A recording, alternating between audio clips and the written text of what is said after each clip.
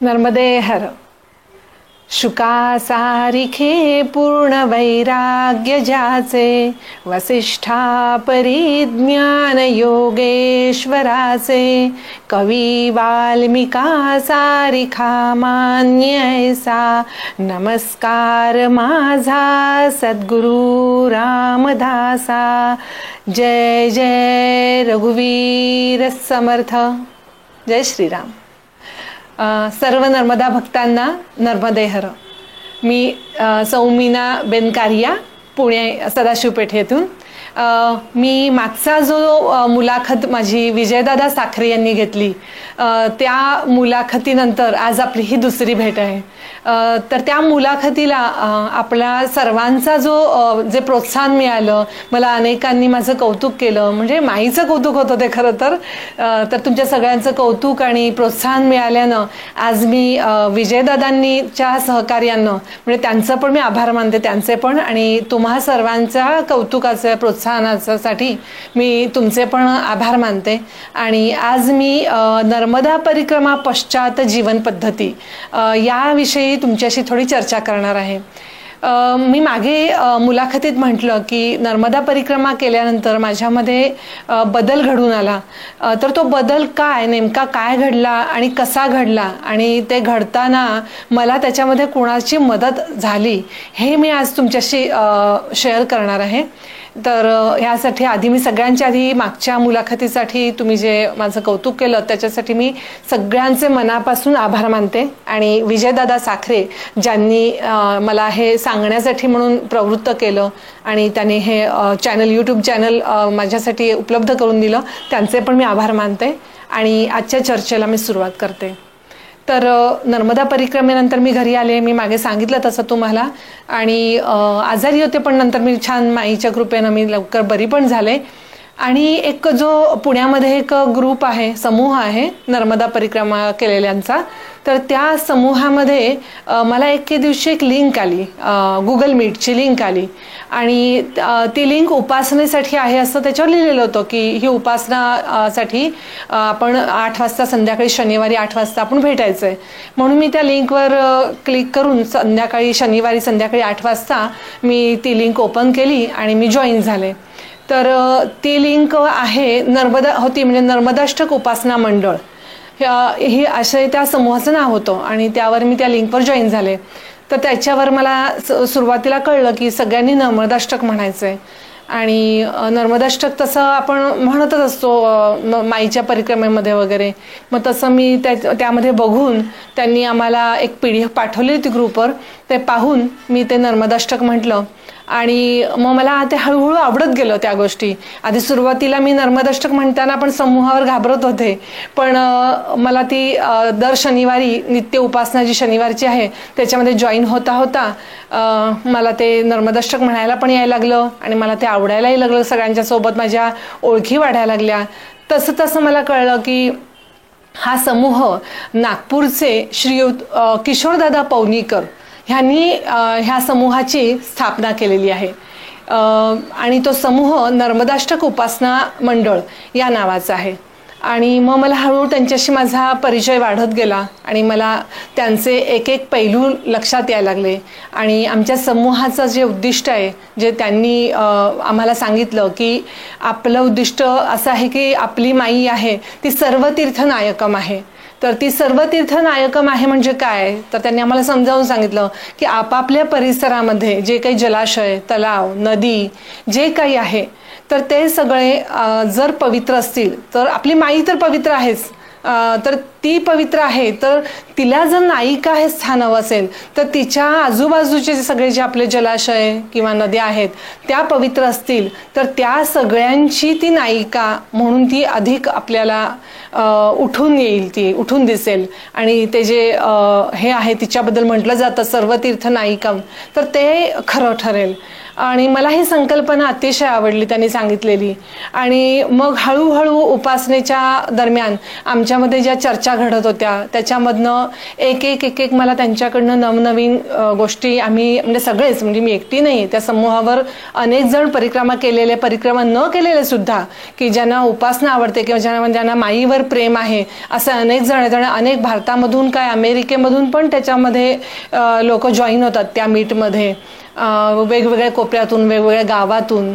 तर आम्हाला सगळ्यांना दादांशी बोलताना किंवा त्यांना आम्ही प्रश्न विचारतो, आम्हाला नसेल समजलं तर त्या चर्चेमधून आम्हाला हळूहळू अनेक गोष्टी कळायला लागल्या. आणि तर आज मी तुम्हाला श्रीयुत किशोरदादा पवनीकर नागपूरचे त्यांच्याबद्दल थोडी माहिती देते, कारण ह्या समूहाचे ते तर संस्थापक आहेतच आणि सोबत ते सामाजिक कार्यकर्ते आहेत. आणि त्यांचं जे कार्य आहे त्याच्याबद्दल मी तुम्हाला अधिक माहिती देण्यासाठी आज मी तुम्हाला त्यांच्याबद्दलची माहिती मी तुम्हाला वाचन करून दाखवते. नर्मदे हर. आमचं नर्मदाष्टक उपासना मंडळ हे व्यक्तीचा सांस्कृतिक, सामाजिक व पर्यावरणीय विकास घडवत त्या व्यक्तीचा मी ते आम्ही हा विकास घडवणारी चळवळ असा उद्देश आहे. संस्कृती म्हणजे व्यक्ती व समाज यांना महत्तम सुख देणारी जीवन पद्धती. अध्यात्म हा भारतीय संस्कृतीचा कणा आहे, पण या कण्याची टणकता व लवचिकता ही अन्य अवयवांच्या हालचालीवरूनच कळत असते. साधारणतः अध्यात्माला लोक धार्मिकता समजतात, पण पापपुण्याच्या संकल्पनेच्या पलीकडे आत्मवत व्यवहार हेच अध्यात्म आहे. त्यामुळे संस्कृती, सामाजिकता व पर्यावरण म्हणजेच मानवेतर चराचर जपले की आध्यात्मिक पृष्ठभूमी तयार होते. हा विचार लक्षात घेऊन नर्मदा मैयाच्या प्रेरणेने नर्मदाष्टक उपासना मंडळ ही चळवळ सुरू झालेली आहे. नागपूरचे नर्मदा भक्त श्रीयुत किशोरदादा पवनीकर यांच्या माध्यमातून ही चळवळ सुरू झालेली आहे व ही चळवळ सुरू होऊन या वर्षीच्या श्रावण कृष्ण एकादशीला 2 वर्ष पूर्ण होतील. या 2 वर्षात नर्मदाष्टक उपासना मंडळासोबत बरेच नर्मदा भक्त जुळलेले आहेत. किशोरदादा पवनीकर हे सामाजिकतेत परिपूर्ण मुरलेलं व्यक्तिमत्व आहे. विद्यार्थी जीवनात ते अखिल भारतीय विद्यार्थी परिषदेचे प्रचारक म्हणून आसामला गेले होते. तेथे असताना तेथील आतंकवादात विशेष काम करणं त्यांना शक्य झालं नाही, म्हणून त्यांची बदली मध्य प्रदेशात नर्मदा किनारी होशंगाबाद या गावी झाली. होशंगाबाद हा शब्द त्यांना पहिल्या दिवसापासूनच खटकत होता. या गावाला एकतर पूर्वीचे नाव द्यावे वा नवीन नाव ठेवावे यासाठी त्यांनी तेथील विद्वानांच्या भेटी सुरू केल्या. 600 वर्षांपूर्वी होशंगशहा या आक्रमकाने या भरभराटीत जगणाऱ्या गावाला उद्ध्वस्त केलं होतं व त्याचं नावही बदललेलं हे लक्षात आलं. आणि आपल्या गावाला पूर्वीचंच नाव देऊन त्याचा गौरव त्याला पुनर्भेट म्हणून देऊया हा विचार करत त्यांनी होशंगाबाद नाही नर्मदापूर कहो या लोक अभियानाची मुहूर्तमेढ रोवली. 2 वर्षांनी किशोरदादा नागपूरला व्यक्तिगत जीवनात परत आल्यावरही या चळवळीकडे त्यांचे पूर्ण लक्ष होते. स्वतःचे प्रिंटिंग प्रेस असल्याने ते कधी हस्तपत्रके छापून तिथे होणाऱ्या यात्रेच्या प्रसंगी वाट्याला पाठवत, तर कधी नर्मदाष्टक छापून त्याखाली होशंगाबाद नाही नर्मदापूर कहो हे ठळक आव्हान करत, तर कधी घराच्या दर्शनी दरवाज्यावर लावायला होशंगाबाद नाही नर्मदापूर कहो हे स्टिकर बनवून पाठवत. पुढे त्यांच्या सोबतचे मित्र भाजपात गेले व सरकारी पदांवरही पोहोचलेत व या चळवळीला मूर्तरूप येत 2022च्या नर्मदा जयंतीला होशंगाबादचे नामांतरण नर्मदापुरम झाले. 30 वर्ष चाललेल्या या चळवळीचे श्रेय तेथील लोकांनी किशोरदादांनाच देत मुख्यमंत्री, आमदार व खासदार असलेल्या नामांतराच्या मंचावर किशोरदादांनाही गर्वाने आमंत्रित केले गेले होते. एका दीर्घकालीन लोकचळवळीचे श्रेय किशोरदादांना देऊन मधल्या काळात व्यक्तिगत जीवनात रमलेल्या किशोरदादांना नर्मदा मैयाने एका नवीन चळवळीची प्रेरणा दिली. होशंगाबादचे नामांतरण नर्मदापुरम होण्या अगोदरच किशोरदादांची नर्मदा परिक्रमा झाली होती. किशोरदादा स्वतः उत्तम लेखक व कवी आहेत.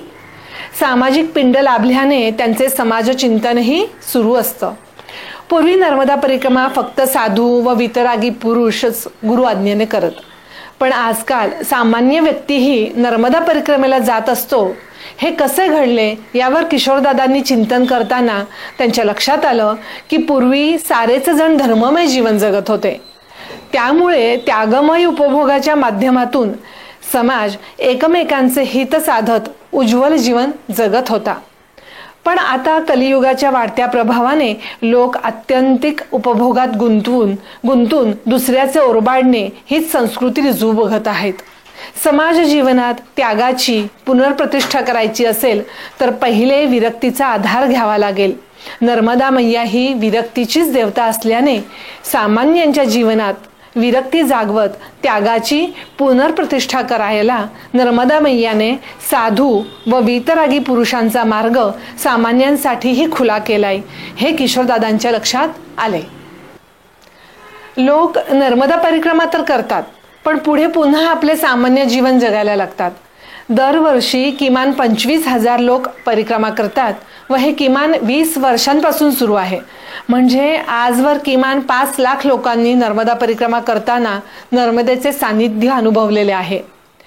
नर्मदेचे सानिध्य लाभलेल्या या लोकांना नर्मदा परिक्रमा पश्चात जीवन कसे असावे, जेणेकरून समाजाची सांस्कृतिक घडी पुन्हा व्यवस्थित होईल, हा विचार करून किशोरदादांनी सोशल मीडियावर लेख व कवितांच्या माध्यमातून जनजागृती सुरू केली. एक नर्मदा प्रेमी लेखक म्हणून किशोरदादा नर्मदा भक्तांमध्ये मान्यता पावलेत. आता याला काही कृतीची जोड द्यावी म्हणून त्यांनी नागपूरच्या नर्मदा भक्तांना एकत्रित करत नागपूरच्याच नागनदी संगमावर नर्मदाष्टक आवर्तनांचा कार्यक्रम घेतला. या कार्यक्रमाची प्रसिद्धी व्हावी म्हणून त्यांनी सोशल मीडियाचा वापर केला. तोवर आवर्तन हे गणपती, अथर्वशीर्ष व श्रीसुक्ताचेच होत होते, हे साऱ्यांना माहिती होते. नर्मदाष्टकाचेही आवर्तन होऊ शकतात या कल्पनेचे साऱ्यांना नवल वाटलं व तो कार्यक्रम सोशल मीडियावरूनही प्रक्षेपित व्हावा याचा अनेकांनी आग्रह धरला. एकादशी या तिथीला नर्मदा क्षेत्रात फार महत्त्व असतं. नेमका त्याच दिवशी नागपूरच्या नागनदी संगमावर नर्मदा पूजन व नर्मदाष्टक आवर्तनांचा हा कार्यक्रम झाला. गुगल मीटवरून प्रक्षेपित झालेल्या या कार्यक्रमाला अलग अलग गावातील भरपूर नर्मदा भक्त हजर होते. असे नर्मदाष्टक आवर्तनांचे कार्यक्रम वारंवार व्हावेत असे प्रत्येकाला वाटू लागलं. या कार्यक्रमाचे वृत्त लिहायला किशोरदादांनी लेख लिहिणे सुरू केले व सहज म्हणून या कार्यक्रमाची बातमी कुठल्या कुठल्या वृत्तपत्रात आली हे बघायला पेपर बघू लागले. तर त्यांना अचानक 8 महिन्यांपूर्वीची बातमी दिसली की नागपूरच्या नागनदीत एक मगर 2 महिने वास्तव्याला होती व नागनदी संगमावर जिथे त्यांनी नागनदीची नर्मदा भावे पूजा केली तिथेही ती पाहिली गेली होती. मगर हे नर्मदा मैयाचे वाहन आहे, त्यामुळे मगर दिसणे म्हणजे नर्मदा मैयाचे दर्शन घडणे समजले जाते.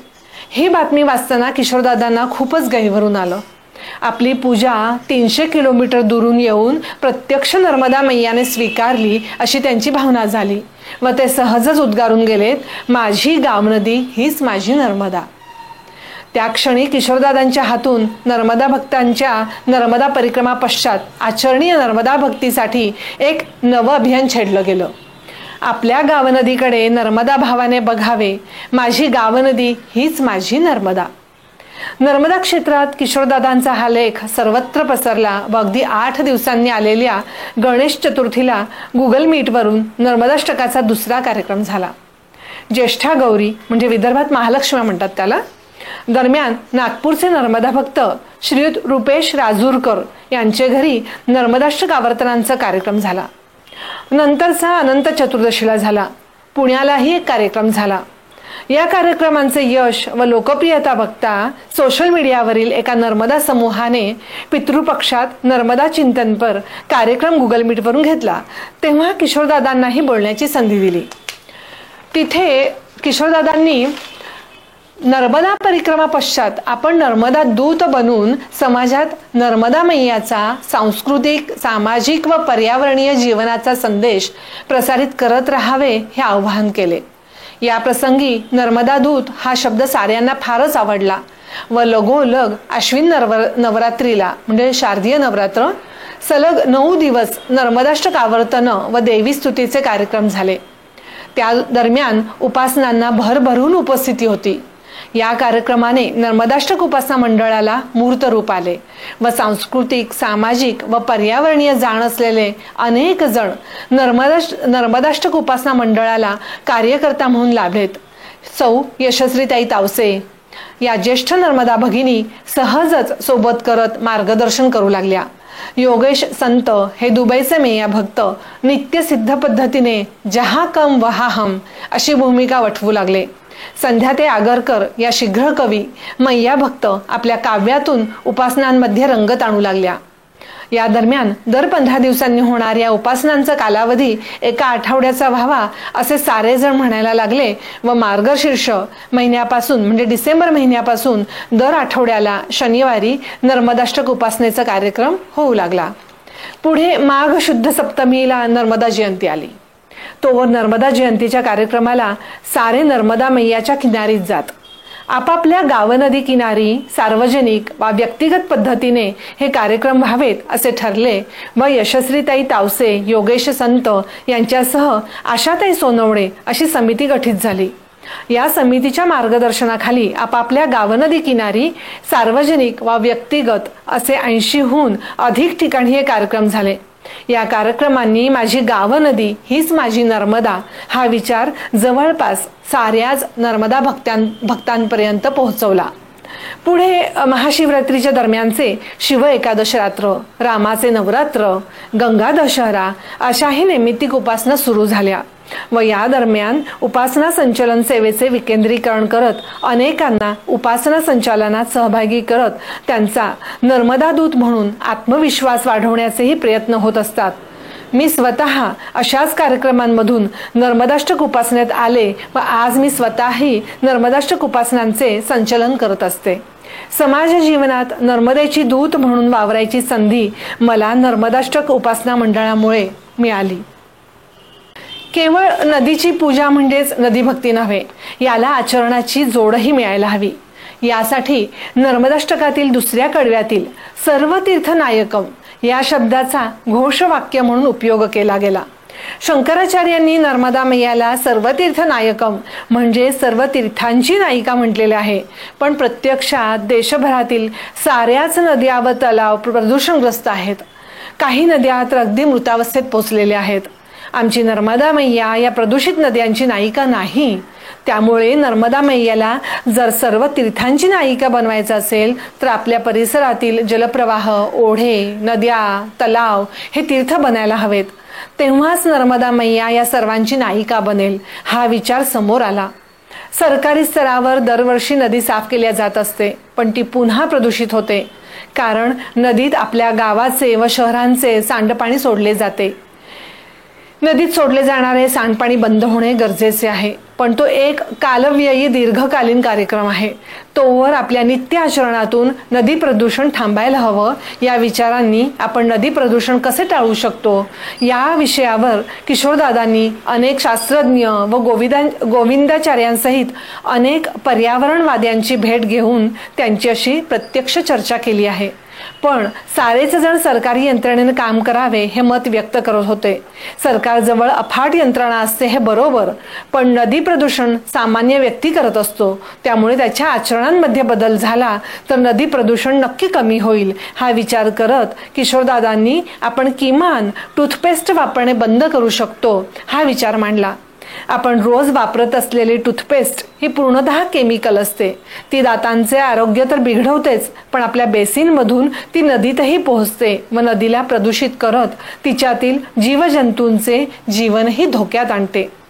नर्मदाष्टकात ततस्तु जीव जंतू तंतू भुक्तिमुक्तिदायकम म्हणजे ती दिसणारे जीव, अदृश्य जंतू व शेवाळासह मोठे झाड यांचे पोषण करते असे म्हणताना आपल्या आचरणातून मात्र आपण त्यांचे जीवन कष्टमय बनवत धोक्यात आणत असतो.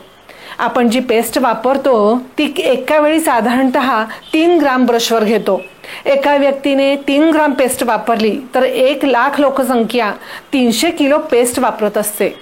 साधारणपणे शहर 5 लाख लोकसंख्येचे असतात, म्हणजे एका शहरातून 1500 किलो पेस्ट केमिकल रोज नदीत मिसळत असते. आपण साऱ्यांनी केमिकल पेस्टऐवजी आयुर्वेदीय दंतमंजन वापरले तर ते नदीला प्रदूषित करणार नाही.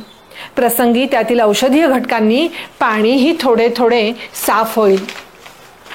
हा विचार करत किशोरदादांनी टूथपेस्ट सोडा आणि आयुर्वेदीय दंतमंजन वापरा हा विचार आपल्या लेखनातून साऱ्यांपर्यंत पोहोचवला. आजवर नर्मदाष्टक उपासना मंडळाच्या सदस्यांसहित 500 लोकांनी नित्य वापरातून टूथपेस्टला हद्दपार केले आहे. जसे टूथपेस्टचे तसेच आंघोळीच्या व कपडे धुण्याच्या साबणांचेही. आपण दोन्ही साबणांचा अतिरेकी वापर करत सांडपाण्यांद्वारे नदी प्रदूषित करीत असतो. आपण यावरही थोडी कल्पकता वापरली तर हे प्रदूषण आपण कमी करू शकतो. आंघोळीला रोज साबणाची गरज नसते, ते 1 वा 2 दिवसाआड वापरता येऊ शकतात. साबणाचा पर्याय म्हणून मुलतानी माती, दूध, बेसन व खोबरेल तेल ही पेस्ट वापरू शकतो. त्यात सोबत आपण चंदन पावडर, वाळा पावडर, आपल्याला जे काही शक्य आहे ते आपण वापरून आपल्या त्वचेचे रक्षण तर करू शकतो आणि सोबत पाण्याचेही रक्षण करतो. याने तर आणि या सगळ्याने तर त्वचेची वृक्षता जात त्वचा कांतिमयी होते. आजकाल आपण घालत असलेले कपडे हे टेरिलिन फॅब्रिक सदृश असतात. हे कपडे जास्त वेळ भिजवल्यावर केवळ सोपकून 2-3 पाण्यांमधून काढल्यावरही स्वच्छ निघतात. बाजारू व्यवस्थेबाहेर निघत आपण आपली कल्पकता जितकी वापरू तितकी आपली गावनदी प्रदूषित रहित राहणार. आपल्या घरून निघणाऱ्या कचऱ्याचेही आपण सुका व ओला कचरा असे व्यवस्थापन करू शकतो. पॉलिथिनचा वापर टाळणे सर्वस्वी अशक्य आहे, पण हे पॉलिथिन कचरा ठरणार नाही याची खबरदारी आपण घेऊ शकतो. एका प्लास्टिकच्या बाटलीत घरचे सारे अनावश्यक प्लास्टिक ठासून ते कचरा गाडीत टाकले तर वाऱ्यासोबत न उडता ते रिसायकलिंगला जाऊ शकतील. घरात रोज तयार होणारा ओला कचरा म्हणजे भाजीचे देठ, देवपूजेनंतर निघणारे निर्माल्याचे फूल यांचे कंपोस्ट वा नैसर्गिक खत आपण घरी बनवून आपण आपल्या अंगणातील कुंडीत वा झाडांना टाकू शकतो. एन्झाईमही आपण त्यापासून घरी बनवू शकतो. आपल्या आचरणीय नर्मदा भक्तीला चिंतनाची जोड लाभावी म्हणून नर्मदाष्टक उपासना मंडळाच्या व्हॉट्सॲप समूहावर सर्वांना फॉरवर्डेड मेसेज ऐवजी स्वतः चिंतन करून किमान 3 पॅराग्राफचा लेख लिहायचा आग्रह असतो. किशोरदादा काही विषय समूहावर टाकतात व त्यावर बरेच जण लिहून व्यक्त होतात. यातूनच माझ्यासारख्या अनेकांना लिहायची सवय लागली आहे. नर्मदा व गंगा या अभिन्न आहेत. हिंदू समाजाला कळते ती गंगा. फारच मोजक्या लोकांना नर्मदेविषयी माहिती आहे. त्यामुळे माझी गावनदी हीच माझी नर्मदा हे अभियान संपूर्ण समाजापर्यंत पोहोचवायला समाजाच्या गंगा भक्तीचा आधार घेत घर घर गंगा पूजा, घाट घाट गंगा आरती असे त्याचे स्वरूप केले गेले आहे. या वर्षीच्या गंगा दशहरा उत्सवादरम्यान अनेक घरांमध्ये व अपार्टमेंटमध्ये गंगा पूजनाचे कार्यक्रम झाले. तसेच अनेक गावांमध्ये नदी किनारी राहणाऱ्या लोकांना सोबत घेऊन गंगा आरती केली गेली. आता दर अमावस्या व पौर्णिमेला नदी किनारी गंगा आरती व्हावी व त्या माध्यमातून लोक आपापल्या गावनदीसोबत जोडले जावेत असे प्रयत्न सुरू आहेत. किशोरदादांनी मला तर वैयक्तिकरित्या असं सुचवलं की मी माझ्या मुळा नदीकाठी राहते मी, तर त्यांनी मला सुचवलं की तुम्ही गूळ आणि जव हे शक्यतो रोज माईला वाहत जा.